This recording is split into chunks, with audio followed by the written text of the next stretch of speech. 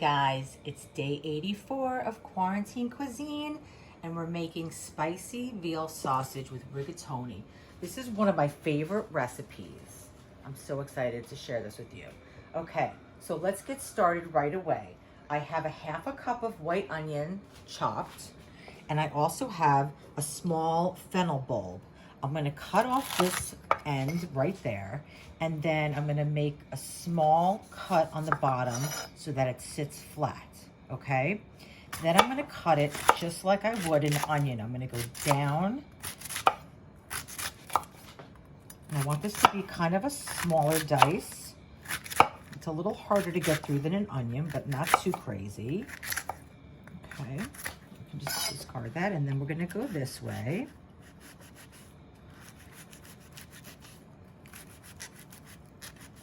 Okay, just move that out of the way, and then we're just gonna cut it like it's an onion, okay? And we want about a half a cup of fennel. And if you don't like fennel, well, maybe this isn't the recipe for you.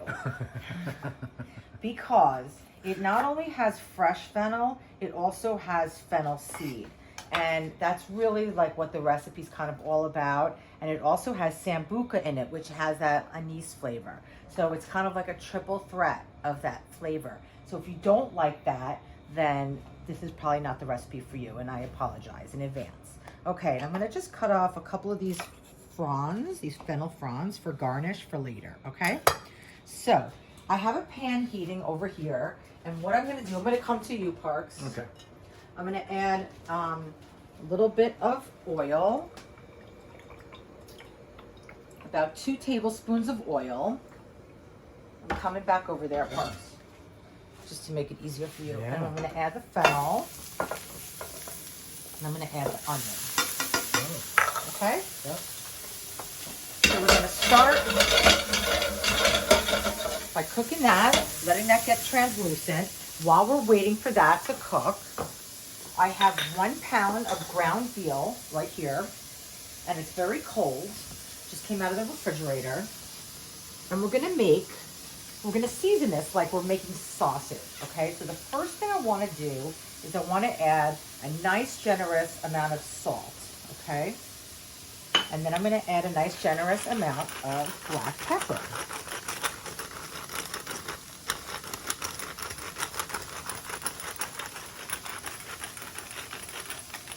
Okay. I also have water boiling for our pasta on the stove. I heavily salted it, and it's boiling, and as soon as we go over there, I'll drop my pasta. Okay, so now I also have 2 tablespoons of chopped garlic. It's a small chop, a small dice, but not minced, okay? And then I also have 2 teaspoons of fennel seeds and 1 teaspoon of chili flakes. So this is a little bit spicy. And then I also have a 1/4 cup of Sambuca, okay?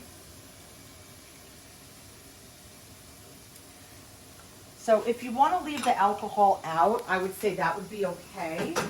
But the other ingredients are kind of crucial for this.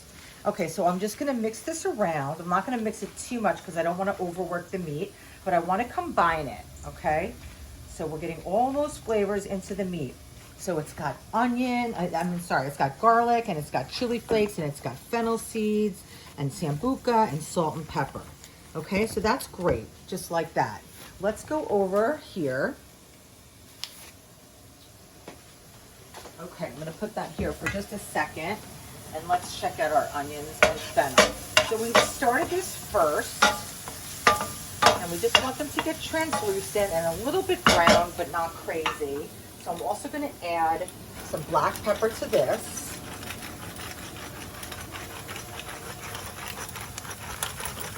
Okay, you know I like a lot of black pepper. And some salt, and that's going to help soften these onions because we want to, of course, always layer, right, our flavors. So we're layering our meat with all those yummy things. We're layering our fennel and onion with all these yummy things. And if you don't have fennel, you like fennel, you don't have fennel, you don't like fennel, and you want to make this recipe, you can just use onion. You can leave the fennel out. It's totally fine. But I wouldn't leave the fennel seed out, and if you can put the Sambuca in, that would be great. Okay, I would say like at least have 2 fennel type things out of the 3, if not all. Okay, so to this, we're gonna now add our meat. Okay, so we're gonna put this in, I'm gonna break it up a little bit, and we wanna brown it. So we're gonna just spread it out a little bit and then not touch it too much, okay?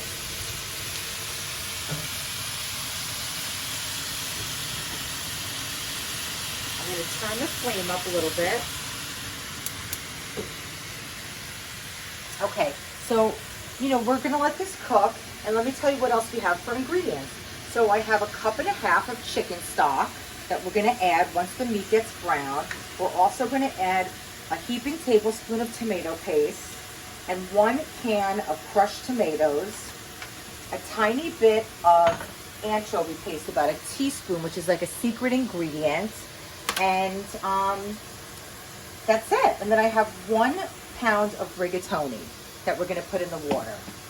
So let me move this around a little bit and get this browning.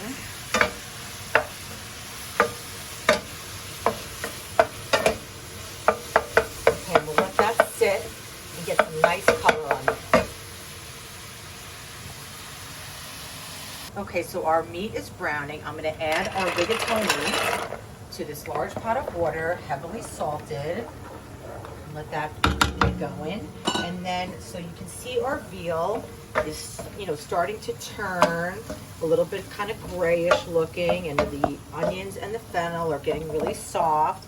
And now what I want to do is I want to make that hot spot for my tomato paste. Put that right in the middle. And then I also want to put about a teaspoon of anchovy paste, okay? And that's going to add some umami flavor. And if you don't like anchovy, I understand, because a lot of people are squeamish about it, but if you get the anchovy paste, you don't have to deal with the whole anchovies or rinsing them and even see what they look like. It's just a paste. It's really great. I use it all the time. And it just adds like this extra layer of flavor that doesn't say anchovy. Right? And it's great in sauces and soups and pastas, so try it, okay? I promise you. You won't taste that flavor profile. You'll just feel like another layer of flavor that you can't really recognize, okay? But it just tastes delicious. And if you have whole anchovies, you know, in a can or a glass bottle, you just take 1 or 2 anchovies out and you let them melt in the middle of the pan, and they will completely disintegrate. You won't have like big pieces of anchovy like you get on a Caesar salad sometimes. Okay? So we're gonna let this tomato paste cook out a little bit, and that's gonna help brown our meat also. Let me just move my pasta around, make sure nothing's sticking. Okay, fantastic. What about the bones and the anchovies? They just dissolve. I mean, they're so little. Really? Yeah, you don't taste them. So, Parker, you've had this pasta before. I make this quite often. Yeah. And I know it's like one of your favorite pastas that I make. And like literally, we never have leftovers when we make this. Even though this is probably enough for 4 people, we just like pound it down, right? Yes. This is one of my favorite. First time you made this, I was blown away. Blown away. It's the creamiest, most delicious, most interesting pasta dish I made. Aw. Really, really surprised me. Sweet. Okay, so I'm just moving this down. I'm going to turn my pasta water up. You know what, it's all about timing. I want my pasta to be finished around the same time as my meat. And if you notice, I'm using a very high-sided pan that looks maybe almost too large for what I'm doing. But the reason why I'm doing that is because I'm going to transfer my pasta straight from the pot into this pan and cook the pasta just before it's al dente with the sauce, and that's going to allow the sauce to really integrate into the pasta. We're also going to use some pasta water. Then I don't have to carry this pot over to the sink and drain it in a colander. And if you have a spider, it's a great way to transfer your pasta right into the pan. So definitely do that if you can, and if you can anticipate, you know, the fact that you're going to put your pasta in here, use a bigger pan so you don't get caught and it's like overflowing and you can't mix it, right? Okay, so that's looking great. That tomato paste is definitely cooked out. The next thing I want to do is add my chicken stock. And what that's going to do is deglaze my pan. It's going to be another layer of flavor. And we're going to cook that until it's about halfway reduced. Okay, so this is reduced. Now we're going to add a can of crushed tomatoes. And we'll stir that around. Cook that tomato out a little bit. Our pasta's almost done. We'll let this simmer for about 10 minutes. And then our pasta should be ready. And we'll finish the dish.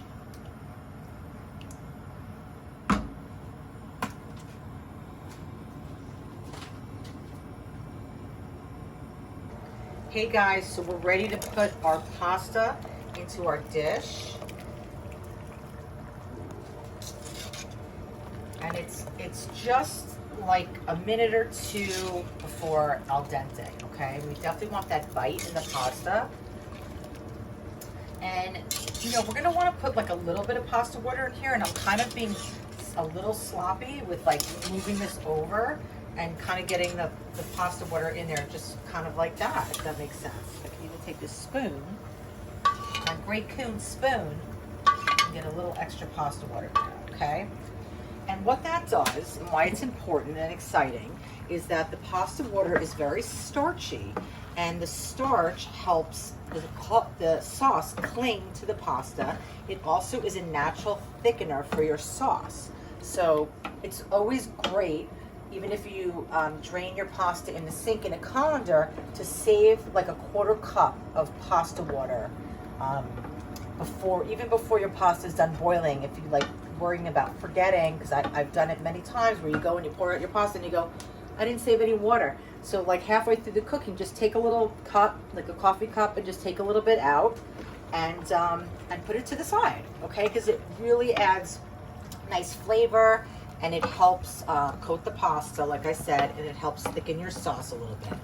Okay, so this is looking great. So now what we want to do is I'm going to add 2 tablespoons of butter. That's also going to thicken our sauce. And I'm going to add about a half a cup of fresh basil, which is going to add that beautiful freshness to our dish. And I'll turn this down just a touch. I want to melt that butter, and that butter is going to thicken the sauce. It's going to add a beautiful shine to it, this kind of glossiness that you can't get from anything other than butter. And it's going to add a richness and a balance to that acidity of the tomatoes, okay?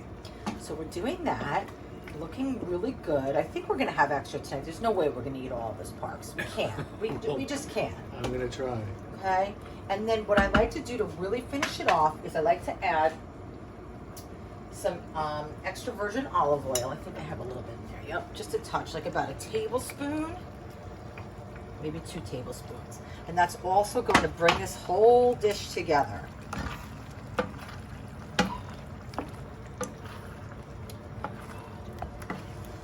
Yum, I'm so excited. Okay. So we're coating all those noodles. I'm just going to taste our sauce for seasoning.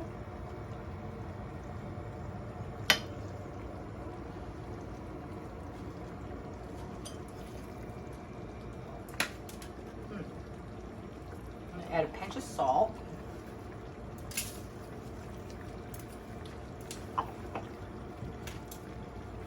Okay, and then the last thing we're going to do is we're going to add some Parmesan cheese. And when you add the Parmesan cheese, you want to turn off your fire and just add it at the very end, right before you plate it. And that's also going to tighten up our sauce. It's going to add that other umami flavor that we're always trying to get. Oh my God, look at how beautiful that looks, Parker. Oh my God. This is Parker's jam, this cheese. Oh, shoot. So, yeah, you turn off the flame, you add that in. It's gonna also thicken our sauce. It's gonna tighten it up. It's gonna add like another layer of like saltiness and cheesiness. And it's not gonna be like gloppy, cheesy like we added, you know, like a cup of mozzarella. It's just gonna be kind of subtle.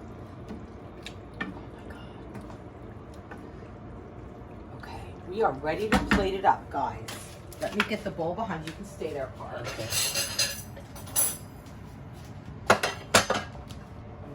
my... Oh.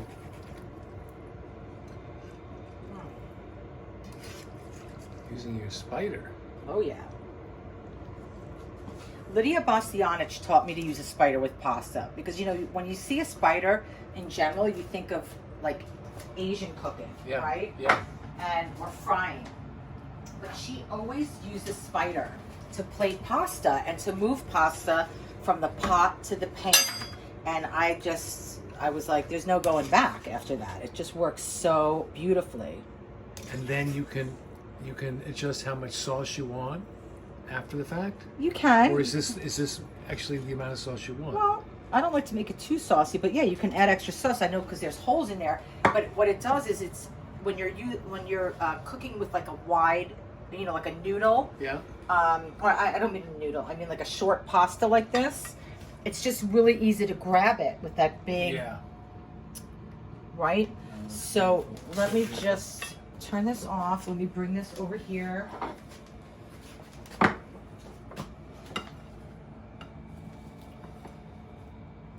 We're going to add a couple of fennel fronds to the top Yeah. for garnish. Huh.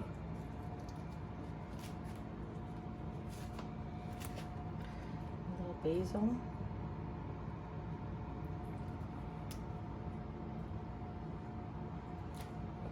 Beautiful.